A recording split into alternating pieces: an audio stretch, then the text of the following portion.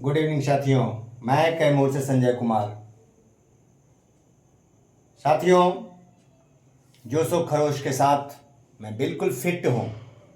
आप लोग चिंता नहीं करें। कई साथी परेशान हो जाते हैं, भैया आप ठीक तो हैं? मैं बिल्कुल ठीक हूँ, क्योंकि आप लोगों का साथ जो है, निश्चिंत रहें, एकदम घबराए नहीं। मैं बिल्कुल फिट हूँ।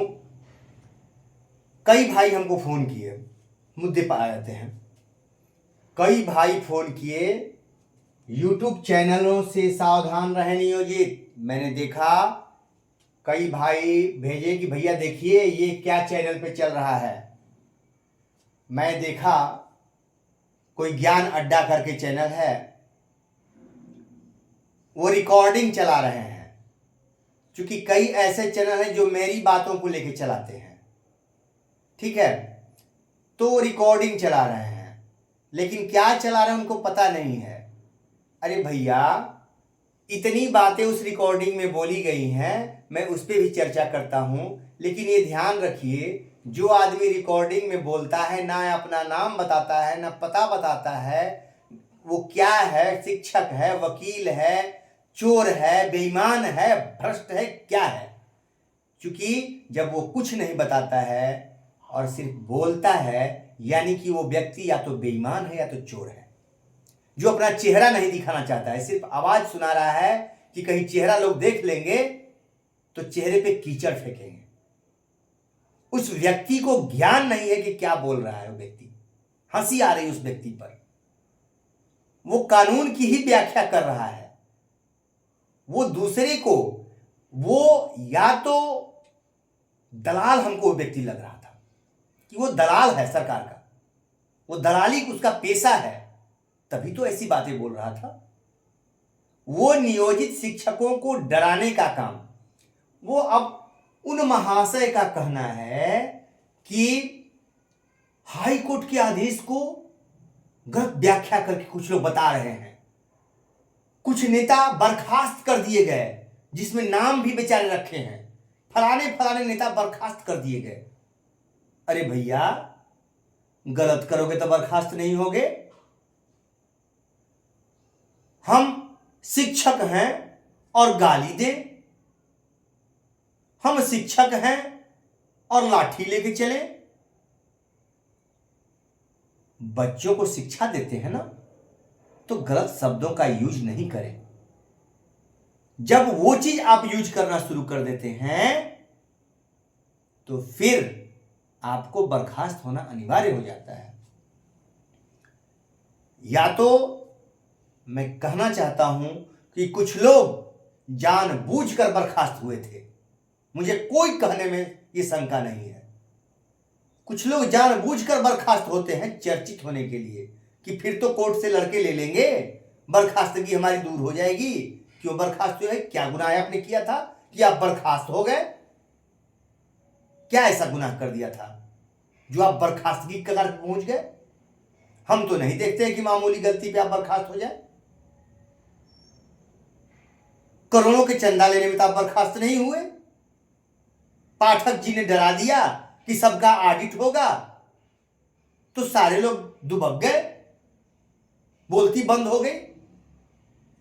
तो ऐसे चैनल पर जो आ रहा था, एक कोई, कहिए कि उनको हम क्या दर्जा दें, आवाज उनकी सुनाई दे रही है, वो सबको जानते हैं, लेकिन अपना परिचय नहीं दे रहे हैं। वो सामने नहीं आएंगे क्योंकि वो चोर होंगे, निश्चित है। इसमें कहने में कोई कोताही में मैं नहीं बरतता हूं, क्योंकि अगर वो सच्चे हैं तो बिल्कुल सामने आके चीजों को रखें, कोई दिक्कत नहीं है।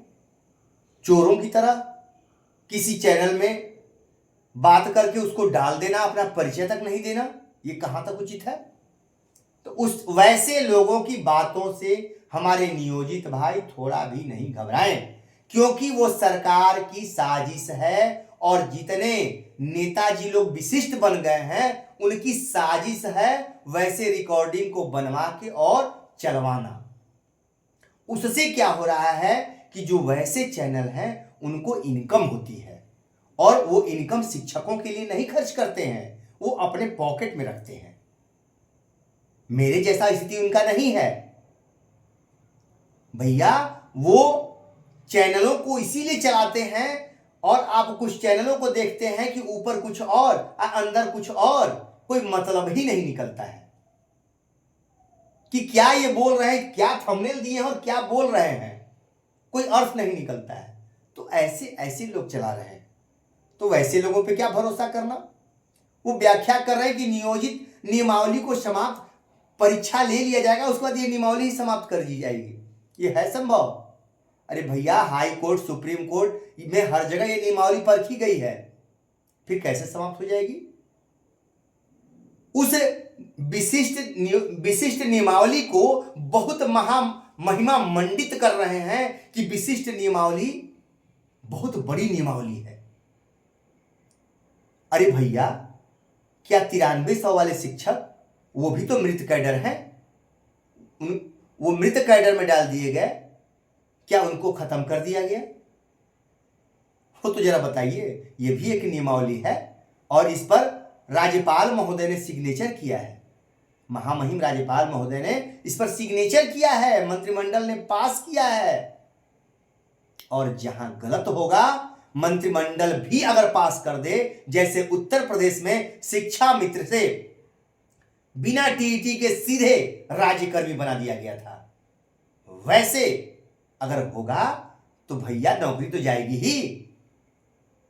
लेकिन सरकार की उस पर दया दृष्टि रही कि फिर से उनको नियोजित शिक्षा मित्र बना दी, कम पैसे में जो टीईटी थे उनको रख दी। तो भैया विशिष्ट नियमावली में मैं एक दिन कहा था तो गर्दा हो गया था। विशिष्ट नियमावली में जब सरकार कह रही है, हमको ये बताइए कि ये नया पद सृजित है, जबकि व्याख्या करने वाले कह रहे हैं कि ये पुरानी है, नई नौकरी, नया ज्वाइनिंग। सरकार लिखित कह रही है कि ये नया पद सृजित किया गया है।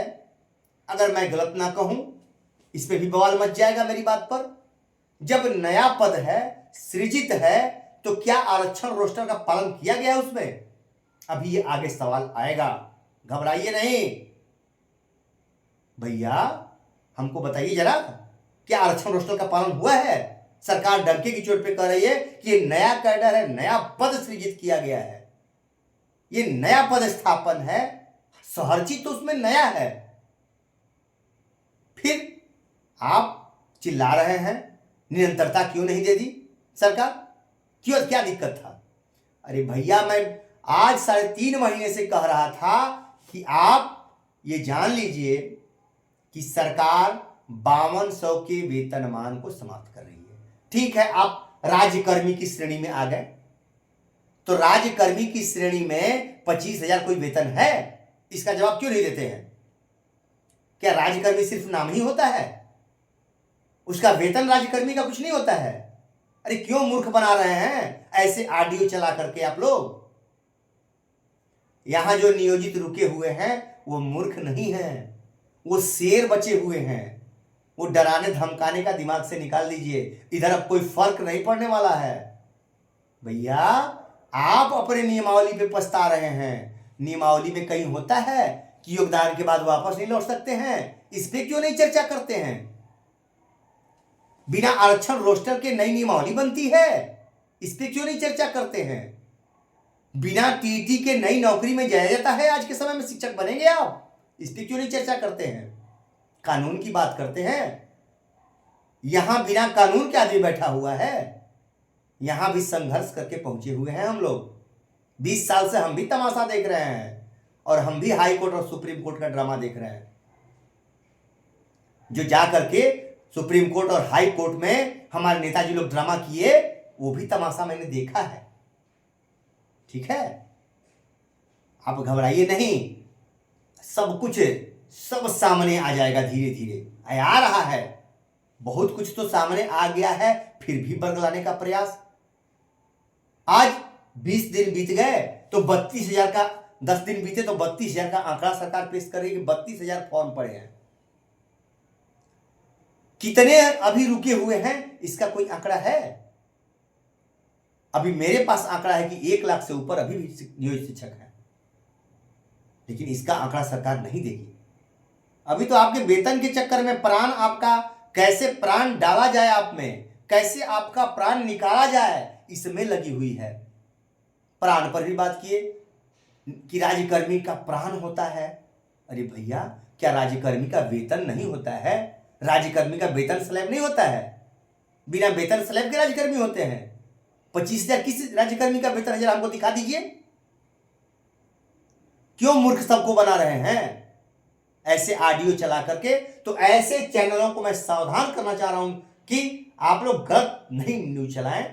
और मैं अपने शिक्षक भाइयों से कह रहा हूं कि ऐसे चैनलों पे सावधान रहें। ये लोग विशिष्ट की संख्या और हमारे विद्यालय अध्यापक भाई हैं उनकी संख्या देखकर ये हो रहा है कि लोग देखेंगे तो पैसा कमाएंगे, ये चल रहा है। हाँ, कई जगह से जो गड्ढे में कूद गए दूसरों को भ्रमित ना करें। जो मेरे भाई विशिष्ट रूपी गड्ढे में कूद गए हैं वो दूसरे को भ्रमित ना करें, ऊपर रहने दें ताकि भविष्य में उस गड्ढे में से हम लोग निकाल सकें। वैसे भी लोगों को रहने दें ऊपर भी।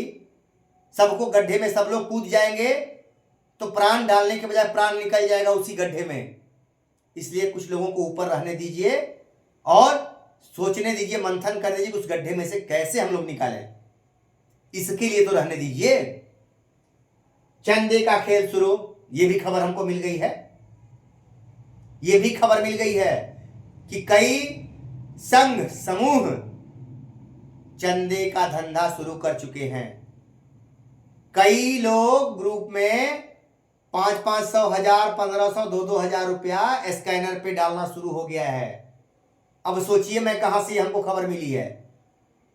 तो मैं शिक्षकों को सावधान करना चाहता हूं कि नियोजित अगर लूटे गए हैं तो इसी चंदे के धंधे के खेल में लूटे गए हैं।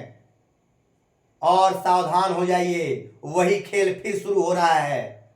कल नियोजित में वो खेल था, आज विद्यालय अध्यापक में वो खेल शुरू हो गया है, वो आज विशिष्ट शिक्षक में वो खेल शुरू हो गया है। आप लोग देखिए और वैसे लोगों को मार के भगाइए जो पूर्व में नेतागिरी किए हुए हैं और चंदे का धंधा चलाए हैं, आज फिर वही खेल शुरू किए हैं। आप 50-100 के समूह में लड़के देखिए, आप विजयी होंगे। लेकिन ये समूह संघ बना करके एक लिमिट बनाई चंदे का, 100 रुपया, 50 रुपये सबके लिए हो, वही खेल शुरू होता है। और वही खेल शुरू हो चुका है। आप देखिएगा, सामने आएगा सब कुछ। एक दिन फिर वही हश्र होगा जो नियोजित का हुआ था सुप्रीम कोर्ट में, वही हश्र होने वाला है। अगर इस तरह से आप लोगों का चलता रहा तो चंदे का धंधा, नेतागिरी का धंधा चलेगा तो यही हाल होगा। हम लोग भैया खुश हैं, समूह में हैं और हमारे नियोजित आम शिक्षक एक समूह में हैं और समूह के थ्रू ही हम छोटे छोटे ग्रुप में लड़ रहे हैं। हर जिले में हम लड़ रहे हैं, हर जिले में हम लगे हुए हैं और हम लोगों को कोई अब डर नहीं है, कोई भय नहीं है। हम लोग निर्भय हैं एकदम। संघों का अंत छोटे छोटे समूहों में, संघों का अंत कर छोटे छोटे समूहों में गुरिल्ला युद्ध लड़े, विजय मिलेगी। गुरिल्ला युद्ध लड़े, संघों का अंत कीजिए। मैं सभी शिक्षक भाइयों से निवेदन करता हूं कि संघों का अंत कीजिए, अन्यथा ये संघ जैसे पूर्व में बिके हैं, संघ के महान लोग बिके हैं, हम लोगों के आंदोलनों को ध्वस्त किए हैं बिक करके। वैसे लोगों से सावधान, वैसे लोग ही हम लोगों के लड़ाई को बर्बाद किए हैं और आज भी लगे हुए हैं। इस संजय कुमार से परेशान है, एक बंदा से परेशान है। क्यों? क्योंकि मैं चंदे का धंधा और नेतागिरी का धंधा बंद करना चाहता हूं और शिक्षक गिरी का धंधा शुरू करना चाहता हूं। इस पे भी सवाल उठा रहे लोग कि ये तो YouTube चैनल चलाते हैं। अरे भैया, आप आओ ना खुल के, आप चलाओ ना। मैं तो कह दिया हूं कि चंदा नहीं, यही इसी से केस लड़ लेंगे, क्या दिक्कत है? लेकिन आप जैसा चंदा वसूल के नहीं करेंगे, हम वो काम करवे नहीं करेंगे। जैसे पूर्व के संघों के नेताजी लोग आज पोल खोलते हैं कि फलाने गाड़ी खरीद लिए, फलाने बंगला खरीद लिए। अरे मेरे भाई, गाड़ी खरीद लिए, बंगला खरीद लिए, आप क्या डफली बजा रहे थे 20 सालों से? क्यों नहीं पोल खोले? क्या कर रहे थे आप? तो वही खेल बर्बाद किया है कि प्रदेश अध्यक्ष हम आजीवन बने रहें, प्रदेश सचिव आजीवन बने रहें, जैसे कि राजनीतिक पार्टियों में होती है। वही तो खेल शुरू है। यहां शिक्षक समूह नहीं रह गया है, पार्टियां बना दी गई, फलाने बिरादर का संघ, फलाने बिरादर का संघ। और शिक्षक क्या है? शिक्षक उसी में चले गए और अपनी लड़ाई को छोड़ दिए। आज आप देख रहे हैं ना, जब 24% वेतन बढ़ा तो एक विधायक जी लोगों का समूह बन गया, बिरादरी वहां पे है, किसी ने विरोध किया?